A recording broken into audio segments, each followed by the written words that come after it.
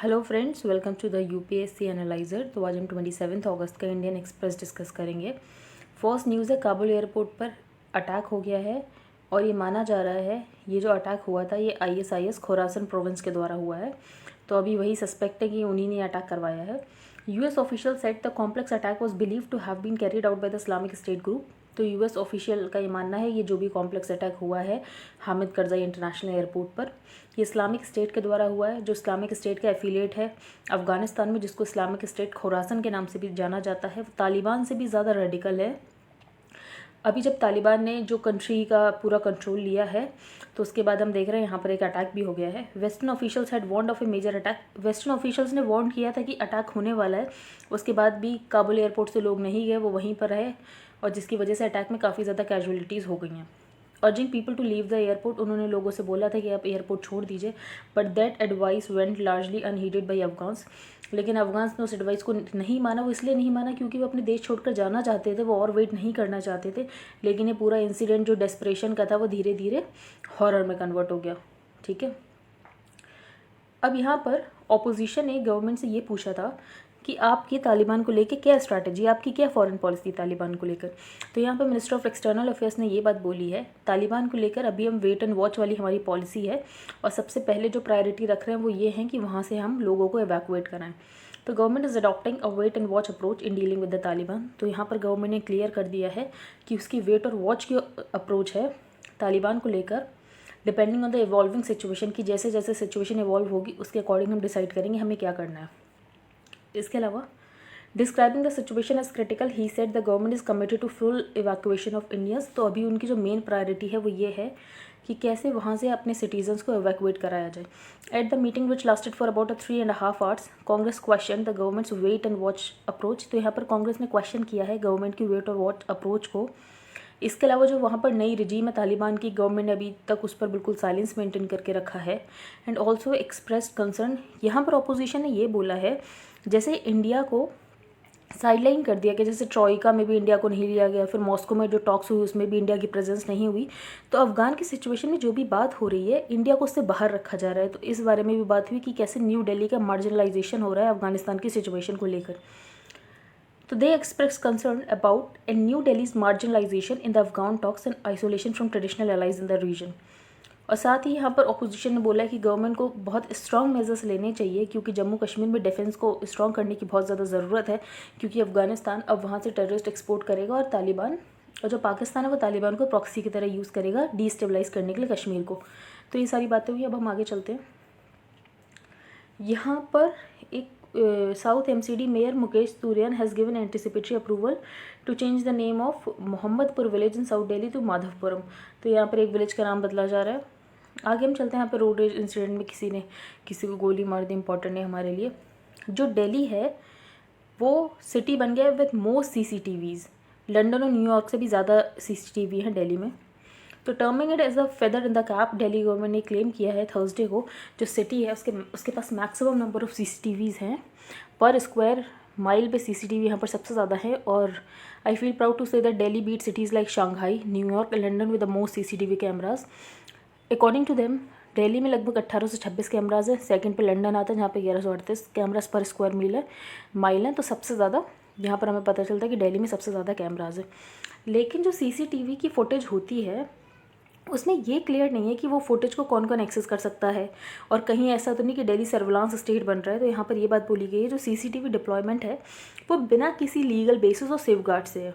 अगर non legal standard operating procedure देखो तो जो फुटेज होती है सीसीटीवी की वो शेयर की जाती है रेजिडेंशियल वेलफेयर एसोसिएशंस के द्वारा, मार्केट एसोसिएशन के द्वारा।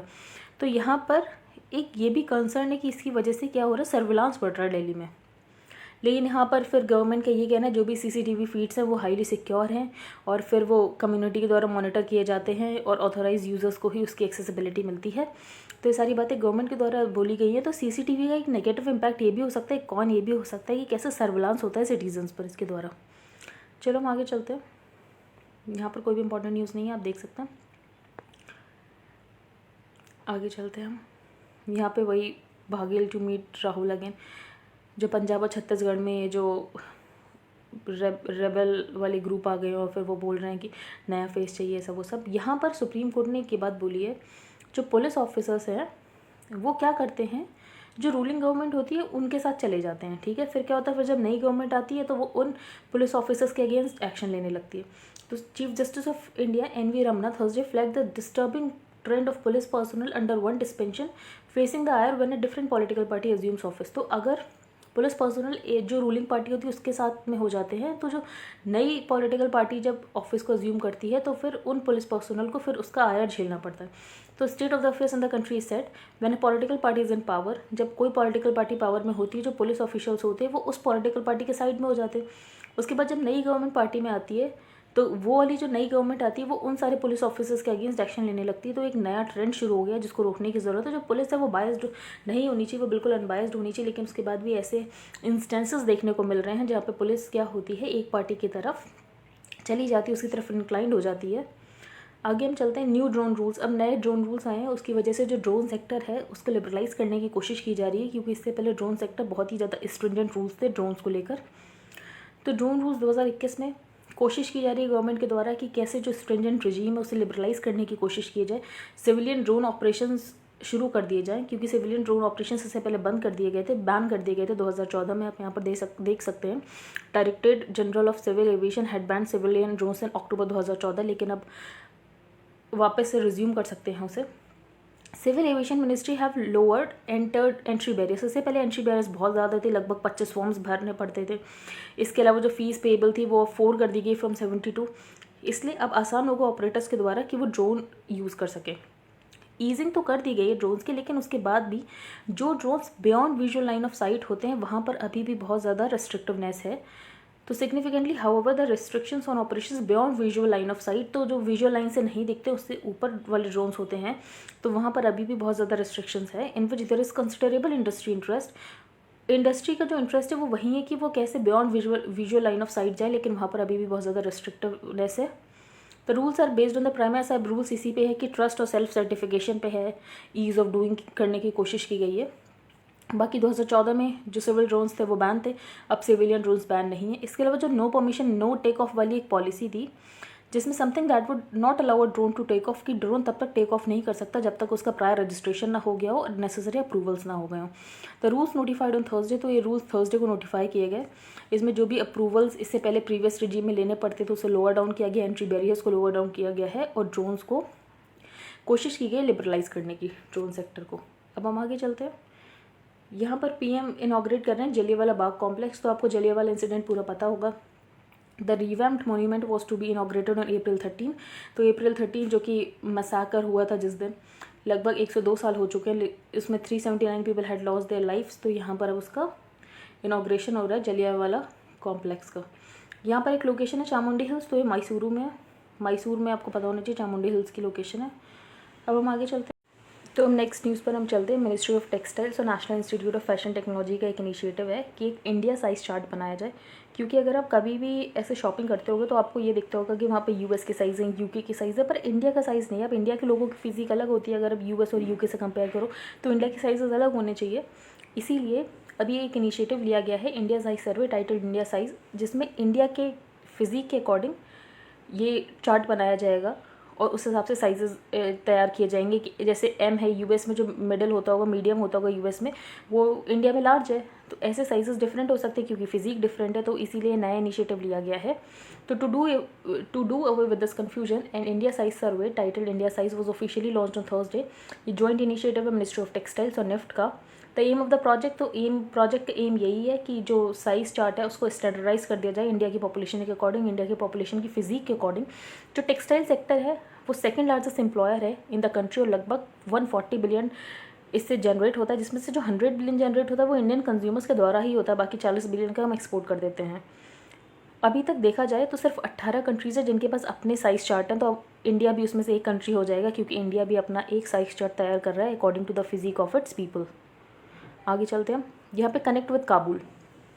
यहाँ पर मिनिस्टर ऑफ एक्सटर्नल अफेयर्स ने जैसे ये बात बोली थी कि हमारी अफगानिस्तान को लेकर वेट एंड वॉच की पॉलिसी है कि वहाँ पर जैसे भी इवॉल्विंग सिचुएशन होगी हम उसके अकॉर्डिंग डिसाइड करेंगे हमारी फॉरेन पॉलिसी क्या होने वाली है।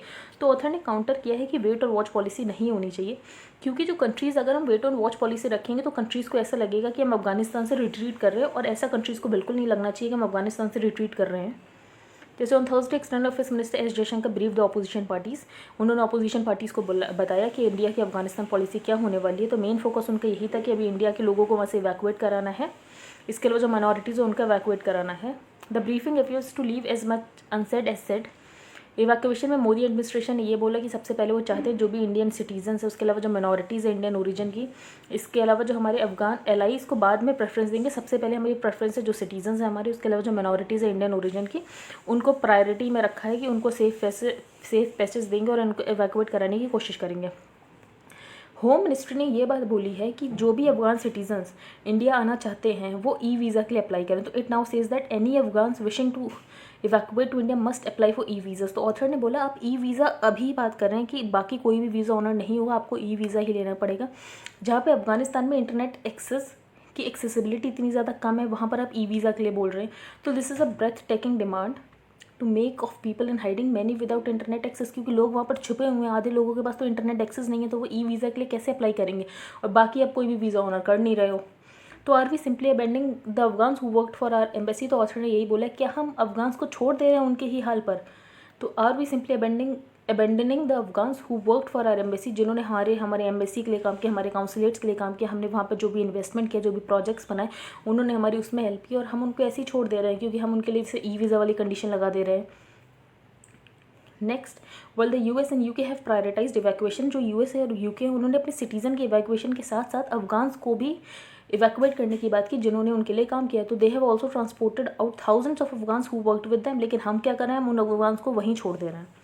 By contrast the number of potentially risk Afghans that we have evacuated number, अब यहाँ पर ऑथर ने ये बोला हमने जिन लोगों को इवैक्यूएट किया उनका नंबर बहुत कम है, लगभग 78 है, और वहीं पे और कंट्री से कंपेयर करो तो उन्होंने काफ़ी इवैक्यूएशन कर लिया, हमने सिर्फ 78 लोगों का भी इवैक्यूएट किया है। Given the Talibans ban on evacuating Afghans, अब जो तालिबान है वो चाहता भी नहीं है वहाँ से अफगान्स लोग इवैक्यूएट हों, जैसे वो काबुल के एयरपोर्ट से लोगों को वापस भेज दे रहा है।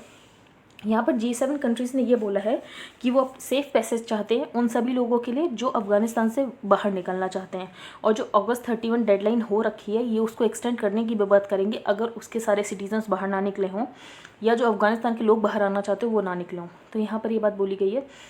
तो इंडिया को भी इन G7 मेंबर्स के साथ इन टेंडम बोलनी चाहिए ये बात कि अगस्त 31 की आप डेडलाइन बढ़ाओ, जिन लोगों को बाहर आना उनको आने दो।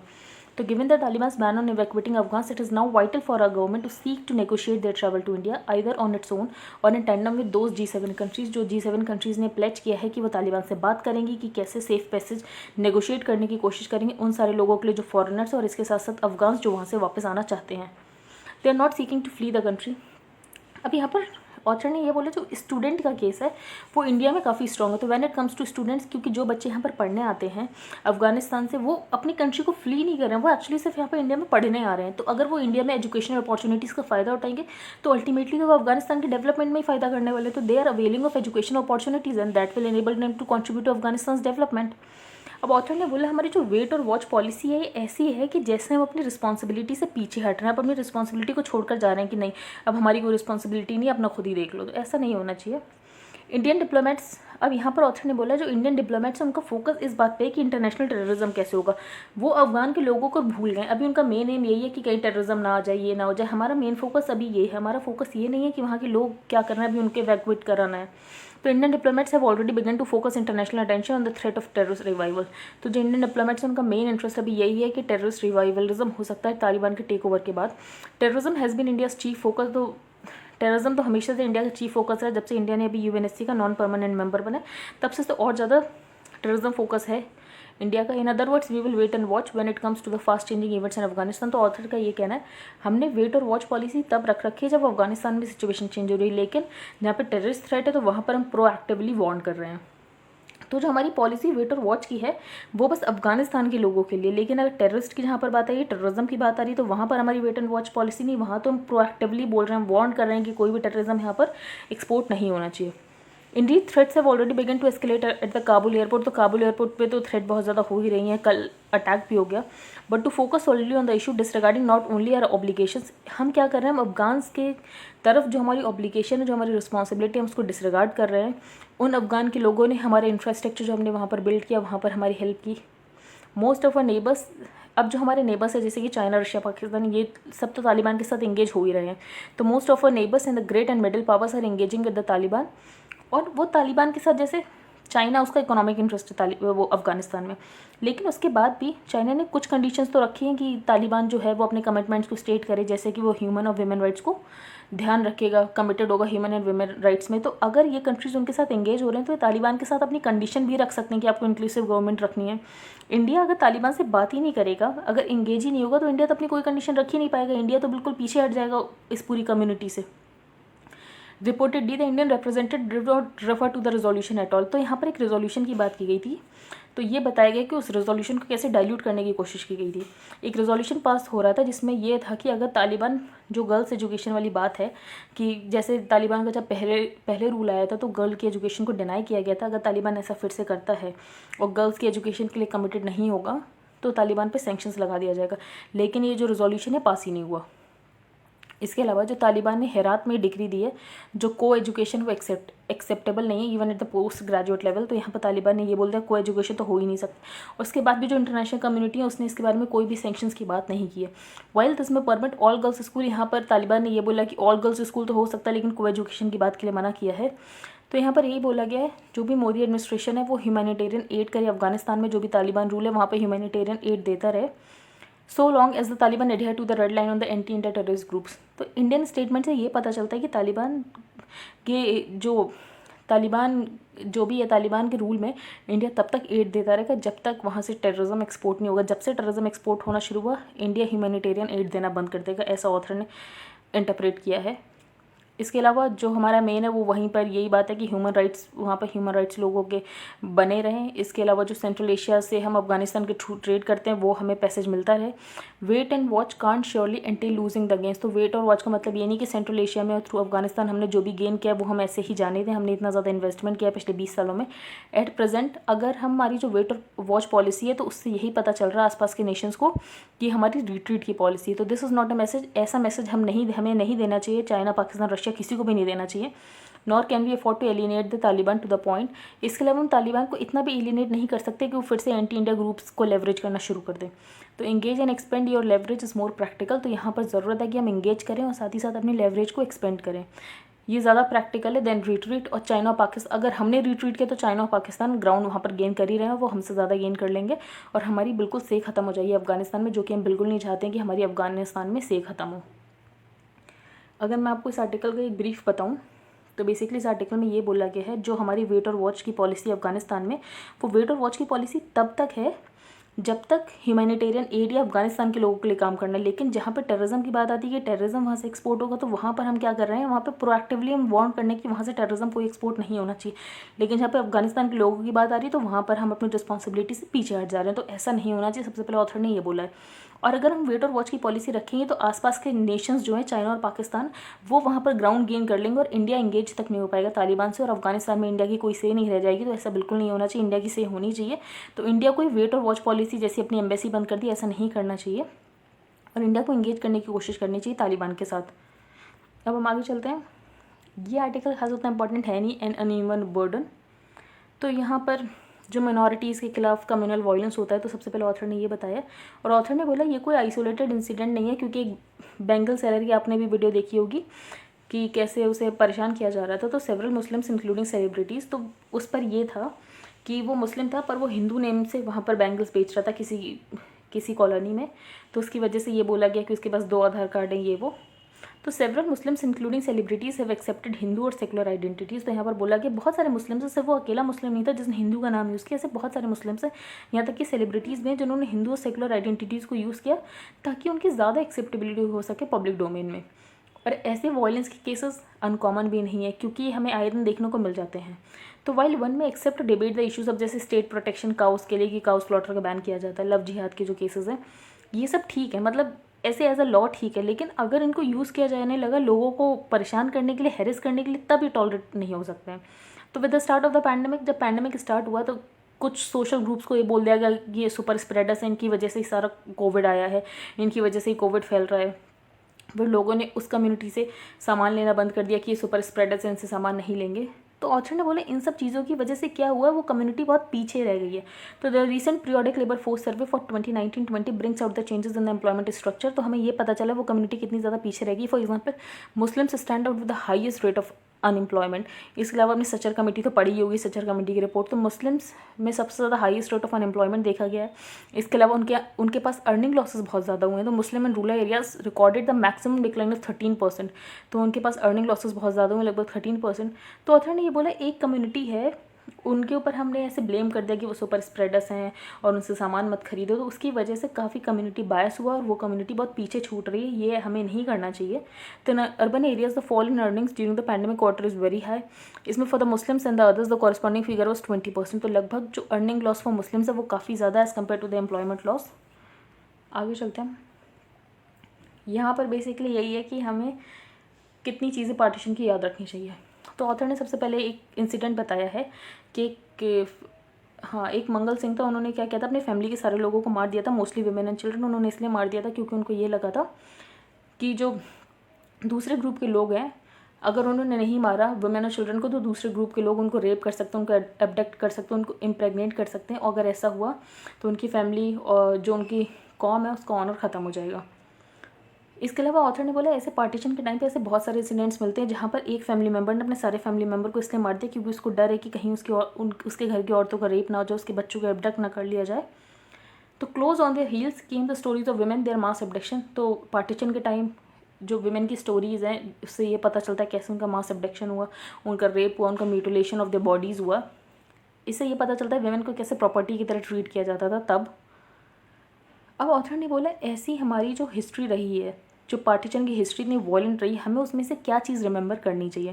तो यहाँ पर ऑथर ने पैलेस्टीन का एग्जांपल दिया। तो 1948 में जब पैलेस्टीन को उनके लैंड से, पैलेस्टीनियंस को उनके लैंड से बाहर निकाल दिया गया, तो आज भी वो लोग इस दिन को ऑब्जर्व करते हैं। पर उस दिन को वो उसमें क्या रिमेंबर करते हैं, तो वो ये रिमेंबर करते हैं कि उन्हें कैसे अपना बैटल फॉर जस्टिस अलाइव रखना है, कि उन्हें न्याय चाहिए, ये उनका लैंड है, उन्हें वो लैंड वापस चाहिए। The battle for recognition that the land in which they have become refugees theirs, कि वो रिकग्नाइज करने की कोशिश करते हैं कि जिस लैंड में उनको रेफ्यूजी बना दिया गया वो उनका ही लैंड है।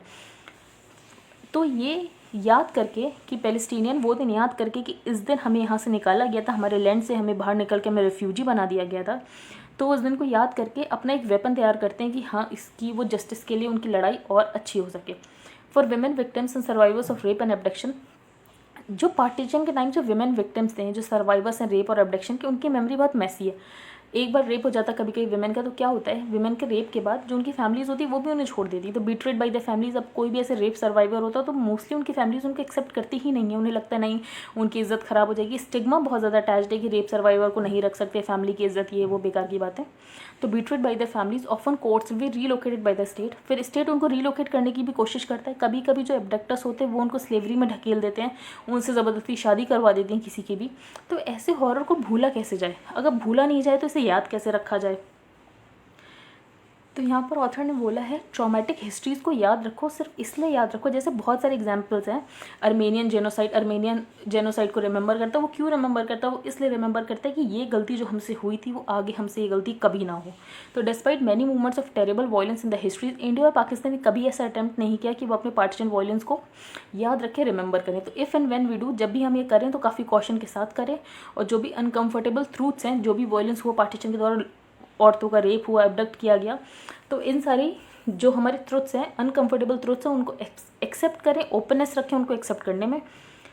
तो we have many examples of nation countries that have put in place important experiments with memory always with the end goal of healing. तो हम इन चीज़ों को याद रखें इसलिए ताकि हम हील कर सकें, रिकंसाइल कर सकें, और जो भी हमारी मिस्टेक्स हैं उनसे सीख सकें और आगे बढ़ने की कोशिश करें। तो इसलिए हमें चीज़ें याद रखनी चाहिए ताकि हम वो गलतियाँ अपनी दोबारा ना दोहराएं।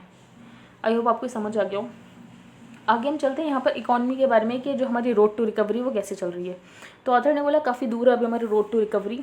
जो 2020-21 में हमारी इकॉनमी 7.3% से कॉन्ट्रैक्ट हो गई थी। तो अभी हमें कोई भी नंबर्स देखेंगे वो हमें बहुत ज़्यादा देखेंगे क्योंकि हमारा जो बेस है वही बहुत कम हो गया। अब -7.3 से तो थोड़ी भी ग्रोथ होगी तो वो बहुत ज़्यादा दिखेगी। तो first is the economy contracted by 7.3% in the 2021। तो जो भी नंबर्स होंगे वो काफ़ी ज़्यादा हमें अपवर्ड डायरेक्शन में दिखेंगे। तो रिकवरी उतनी हुई नहीं होगी, पर ज़्यादा रिकवरी दिखेगी क्योंकि जो हमारा बेस पॉइंट है जिससे हम कंपेयर करें वही बहुत नीचे चला गया। इसके अलावा ऑथर ने ये बोला है कि अभी फेस्टिवल आने वाला, दिवाली वगैरह आने वाले हैं, तो अपने आप ही स्पेंडिंग ज़्यादा होगी तो हमें ज़्यादा ग्रोथ देखने को मिल सकती है। लेकिन ऑथर ने बोला ये जो इंडिकेटर्स है ट्रू इंडिकेटर्स नहीं है ये गाइड करने के लिए कि इकॉनमी हमारी रिकवरी में हो रही है नहीं हो रही। तो जो सही इंडिकेटर्स है वो ये है कि क्रेडिट ग्रोथ कितनी ज़्यादा बढ़ी है। तो ऑथर ने बोला क्रेडिट ग्रोथ नेगेटिव में चली गई, मतलब क्रेडिट ग्रोथ नहीं बढ़ी है। अब क्रेडिट ग्रोथ बड़ी है, उससे कैसे पता चलेगा इकॉनमी रिवाइव हो रही, मतलब लोग तभी तो क्रेडिट लेंगे, लोग तभी तो लोन्स लेंगे जब उनको ज़रूरत है, जब वो कोई प्रोडक्शन कर रहे हैं। तो bank credit is a good indicator of whether companies are producing more as all activity requires working capital. तो बैंक क्रेडिट की तभी ज़रूरत पड़ेगी अगर कोई कंपनी कुछ प्रोडक्शन कर रही है। तो अगर बैंक क्रेडिट बढ़ा है तो इसका मतलब इकॉनमी रिवाइव हो रही है। लेकिन यहाँ पर हम देख रहे हैं जो ग्रोथ है वो -0.4% है। इसके अलावा जो काफ़ी सर्विस सेक्टर वो खुला नहीं है, जैसे कि एंटरटेनमेंट और रिटेल मॉल्स अभी तक पूरी तरीके से उसने ऑपरेशन शुरू नहीं किए हैं, तो क्रेडिट ग्रोथ अभी तक नेगेटिव टेरिटरी में। दूसरा, डेट मार्केट से पता चलता है कि इन्वेस्टमेंट आ रहा है, तो डेट मार्केट से भी ये पता चल रहा है हमारी इकॉनमी रिवाइव पर नहीं। तो डेट इशुएंस इस साल लगभग काफ़ी कम रहा है, 1.25 लाख करोड़ रहे हैं। अगर पिछले साल कंपेयर करो तो 2.57 लाख करोड़ मोबिलाइज हुए थे। तो ये भी हमें पता चल रहा है कि हमारी इकॉनमी रिवाइव नहीं कर रही है। बस एक ही पैरामीटर अच्छा है, वो है रूरल डिमांड का। तो रूरल डिमांड से ये पता चलता है कि सप्लाई कितनी हो रही है। तो गुड क्रॉप ज़रूरी होता है कि स्पेंडिंग पावर जो गांव के लोगों की है बढ़े। तो the second wave has push back rural house holds. अब जो सेकंड वेव है उसकी वजह से रूरल हाउस होल्ड्स भी काफ़ी ज़्यादा पुश बैक हो गए, क्योंकि उनको हेल्थ केयर पर बहुत ज़्यादा एक्सपेंडिचर करना पड़ रहा है। इंडिया में तो वैसे भी जो out of pocket health expenditure है वो 60% है, तो उसके कारण काफ़ी लोग पॉवर्टी में तो वैसे भी चले जाते हैं अगर कभी भी कोई भी हेल्थ पैंडेमिक आ जाता है। इसके अलावा जो इन्फ्लेशन है वो भी काफ़ी हाई चल रहा है, लेकिन आरबीआई का ये कहना है इसे ट्रांजिएंट है, ये इन्फ्लेशन ठीक हो जाएगा। इसलिए लोग क्या कर रहे हैं, जब इन्फ्लेशन इतना ज़्यादा हाई है तो लोग क्या कर रहे हैं, लोग बैंकों में अपना पैसा नहीं डाल रहे, लोग स्टॉक मार्केट में इन्वेस्ट कर रहे हैं, क्योंकि जो इंटरेस्ट रेट है वो कम मिल रहा है, इन्फ्लेशन ज़्यादा तो उनको नेगेटिव इंटरेस्ट रेट मिल रहा है। जब नेगेटिव इंटरेस्ट रेट मिल रहा है तो बैंक में पैसा रखने से कोई फ़ायदा ही नहीं है, क्योंकि उसकी वैल्यूएशन ही कम हो रही है। तो ये सब चीज़ें ऑप्शन ने बताई हैं। आगे चलते हैं। यहाँ पे 2 जगह अटैक हुए थे काबुल एयरपोर्ट पे, एक तो एबे गेट पे और दूसरा बेरौन होटल में। अब यहाँ पर ब्रिटेन ने अपने लोगों से ये बोला है कि जो भी अफगानिस्तान से बाहर निकलना चाहते हैं वो लैंड रूट ले लें, जैसे कि पाकिस्तान और ईरान के बॉर्डर के साथ, और काबुल एयरपोर्ट को अवॉइड करने की कोशिश करें, क्योंकि वहाँ पर अभी थोड़ा खतरा है। हम आगे चलते हैं। यहाँ पे फेसबुक एक इलेक्शन कमीशन बनाएगा। वो क्यों बनाया गया इलेक्शन कमीशन, क्योंकि देखा गया जो फेसबुक है वो काफ़ी ज़्यादा इलेक्शन में मेडलिंग करने की कोशिश करता है। मतलब एक कम्युनिटी से रिलेटेड, एक पार्टी से रिलेटेड पॉलिटिकल एड्स दिखाएगा, फिर जो इलेक्शन रिलेटेड मिस इन्फॉर्मेशन है उससे ठीक से डील नहीं करता है। तो इसीलिए इन लोगों ने डिसाइड कर लिया कि हम एक इलेक्शन कमीशन बनाएंगे। तो कंपनी हैज़ बीन ब्लास्टेड, जैसे कंपनी को बहुत ज़्यादा आयर झेलने को मिला था कि कैसे उसने रिसेंट ईयर्स में कंजर्वेटिव्स ये बोलते थे कि उनकी आवाज़ को दबाया जा रहा है फेसबुक में। इसके अलावा सिविल राइट्स ग्रुप्स और डेमोक्रेट्स ये बोलते थे कि कैसे पॉलिटिकल इन्फॉर्मेशन ऑनलाइन स्प्रेड हो रही है। ऐसे ही एक बार फेसबुक ने ओवरसाइट बोर्ड भी बनाया था, जो कि बेसिकली ये डिसाइड करता था कि कौन से पोस्ट को डिलीट करना है। तो अब इलेक्शन कमीशन इन्होंने एक बना दिया कि वो डिसाइड करेगा कि पॉलिटिकल इन्फॉर्मेशन कितनी रोकनी है, कितनी नहीं रोकनी है, और किसी एक कम्युनिटी को सपोर्ट ना करें।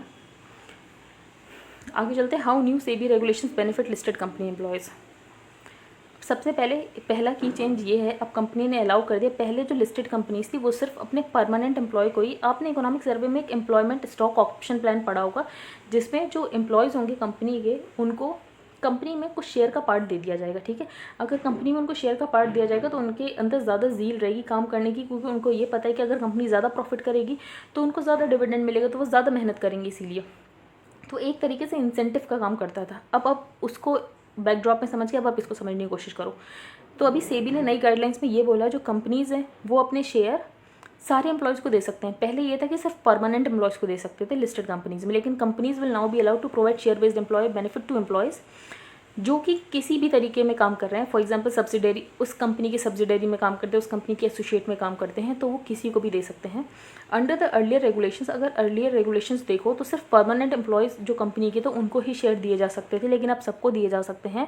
तो इससे हम ये देख रहे हैं कि जो पूल है शेयर देने का वो बढ़ गया। अगर ज़्यादा पूल बढ़ गया शेयर देने का तो ज़्यादा लोगों के अंदर इंसेंटिव रहेगा कंपनी के लिए अच्छे से काम करने के लिए।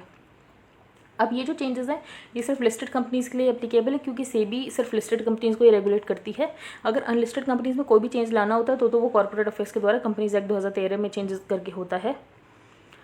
इसके अलावा और क्या इंपॉर्टेंट चेंजेस हैं? इंपॉर्टेंट चेंजेस ये हैं कि अगर कोई भी एम्प्लॉय होता है उसको कोई परमानेंट इनकैपेसिटी या डेथ हो जाती है तो उसकी फैमिली को जल्द से जल्द जो भी पैसा मिलना है या जो भी बेनिफिट मिलने हैं वो मिल सकें। तो experts feel this will allow companies to provide instant relief to bereaved family. तो जो भी बिरीव्ड फैमिली उसे जल्द से जल्द जो भी रिलीफ मिलना है मिल सके। अब स्वीट इक्विटी क्या होता है? तो स्वीट इक्विटी शेयर्स वो होते हैं जो कि इक्विटी शेयर्स कंपनी देती है अपने डायरेक्टर्स और एम्प्लॉयज़ को डिस्काउंट रेट पे। ठीक है, तो स्वीट इक्विटी शेयर्स वो होते हैं जो कि वैसे इक्विटी शेयर्स जो कि कंपनी देती है अपने डायरेक्टर्स और एम्प्लॉयज़ को एट अ डिस्काउंट और for consideration other than cash. ठीक है, तो यहाँ पर जो डिस्काउंट रेट पे दिए जाते हैं डायरेक्टर्स और एम्प्लॉयज़ को तो वो होते हैं स्वीट इक्विटी। अब ISIS चैप्टर इन अफगानिस्तान। तो ISIS खुरासन प्रोविंस जिसने काबुल एयरपोर्ट पर अटैक किया है उसके बारे में बताया गया है। तो ये जो ISKP है, IS खुरासन प्रोविंस, ये काफ़ी दिनों से तो इतनी ज़्यादा लाइमलाइट में नहीं थी, लेकिन ये फिर से वापस से लाइमलाइट में आ रही है और ये तालिबान से ज़्यादा रेडिकल है। ये ज़्यादातर लोगों पे इसने जो भी अटैक किया था इससे पहले 2018-19 में, तो ज़्यादातर हज़ारा कम्युनिटी के लोगों को मारते थे, तो most of the victims belong to the Hazara community. इसके अलावा उन्होंने एक स्कूल में अटैक किया था, तो वहाँ पर भी हज़ारा कम्युनिटी के ही लोग थे, तो most of the 100 killed were the children. ये 2 रीजन्स में अपना कंट्रोल रखना चाहते हैं, एक कुनार, एक नगनहार। 2019-20 में इन्होंने काफ़ी अटैक्स किए थे, लेकिन पिछले साल देखो तो इनके अटैक्स कम हो गए। तो the 11 attacks in 2020 were share drop from the 343 attacks. तो हमें ये पता चल रहा है जो IS खुरासन प्रोविंस है वहाँ पर वो अटैक्स कम कर रही है। तो ऐसा क्यों हो सकता है वो अटैक्स कम कर रही है? हो सकता है उसकी मैन पावर में डिक्लाइन हो गया हो, तो ये एस्टिमेट लगाया जा रहा है कि उसकी मैन पावर में लगभग काफ़ी डिक्लाइन हो गया, उसके फाइटर्स बहुत कम हो गए। ये जो IS खुरासन प्रोविंस है ये भी पाकिस्तान के द्वारा ही आई थी एग्जिस्टेंस में, 2014 में एग्जिस्टेंस में आई थी। सबसे पहले ये तहरीके तालिबान पाकिस्तान के साथ काम कर रही थी। ये पाकिस्तान आर्मी जनरल राहिल वरीफ के अंदर काम करती थी अगेंस्ट द तहरीके तालिबान पाकिस्तान, क्योंकि तहरीके तालिबान पाकिस्तान जो है वो पाकिस्तान का तालिबान है, ठीक है। A group of disgruntled Taliban fighters, with Taliban fighters ने क्या किया, TTP से ब्रोक कर लिया और अपनी एक नई वो बना ली ग्रुप, जिसका इन्होंने नाम रख दिया IS खुरासन प्रोविंस। तो rebels led by Umar Khalid Khurasani, उन्होंने TTP को अक्यूज़ किया कि TTP ठीक से काम नहीं करी, हमने अपना अलग ग्रुप बना लिया। सबसे इंपॉर्टेंट पॉइंट ये, रिपोर्ट से ये पता चला है जो IS खुरासन प्रोविंस है उसमें केरला से भी लोगों को रिक्रूट किया जाता है। तो जो काबुल गुरुद्वारा अटैक हुआ था जिसमें 25 लोग मरे थे, वो केरलाइट द्वारा ही हुआ था, ऐसा इंडियन इंटेलिजेंस एजेंसीज ने पता किया। तो यहाँ पर न्यूज़ है बोइंग 737 मैक्स, इस पर बैन लगा दिया गया था क्योंकि 2 इनके एयरक्राफ्ट क्रैश हो गए थे, लेकिन अब इन पर बैन हटा दिया गया। तो अब सिर्फ चाइना ही एक ऐसा कंट्री जिस पर बैन है, ये US के एयरक्राफ्ट हैं। आगे ये ऑटो इंडस्ट्री की डिमांड है कि जो उन पर टैक्स लगाया जाता है 28% GST लगाया जाता है, वो कम कर दिया जाए। 28% तो लग्जरी गुड्स पर लगता है, तो उतना टैक्स ना लगाया जाए। नेक्स्ट यहाँ पर जो ओलंपिक्स हैं वो नेक्स्ट 3 ओलंपिक्स जो पेरिस 2024 के पेरिस में होने वाले हैं, लॉस एंजलिस में 2028 को होने वाले हैं, ब्रिस्बेन में 2032 को होने वाले हैं। इंडिया ने अभी तक किसी भी ओलंपिक्स को होस्ट नहीं किया है, लेकिन इंडिया ने अपना डिज़ायर बताया कि वो ओलंपिक्स को होस्ट करना चाहता है, लेकिन आज तक ओलंपिक्स को वो होस्ट नहीं कर पाया है। Delhi government has said it aims to stage the games in 2048। तो दिल्ली गवर्नमेंट चाहती है कि 2048 के ओलंपिक्स इंडिया में स्टेज हों, क्योंकि इंडिया के 100 साल इंडिया के इंडिपेंडेंस के भी सेलिब्रेट किए जाएंगे। तो आई होप आपको आज की न्यूज़पेपर समझ आया हो। If you like the video then please like share and subscribe and do comment. Thank you and have a nice day.